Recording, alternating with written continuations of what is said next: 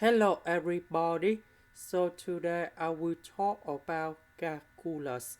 The topic today is about multivariables. So now I will show you how to answer about the limit. So about part number 1, that's about s equals to y. That means we have this limit in here. Now we change we change y into s. So this one you got about s and s. So this one you got about s squared. This one you got about 2s squared. The square root of s squared you got about s in here. And we can put about the absolute value in here. This one similar.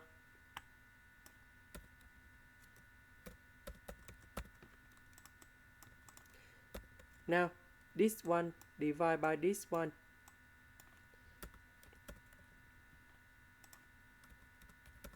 And then we just have only 1 over the square root of number 2. Now we consider about the part number 2. About part number 2, that's about s equals to number 0. That means we have this limit in here. So we put number 0 going here and here. Similar for this one. If we simplify, this one you got about 0, but this one we still have y. So in this situation, we have number 0 in here because part number 1 is not same with the part number 2.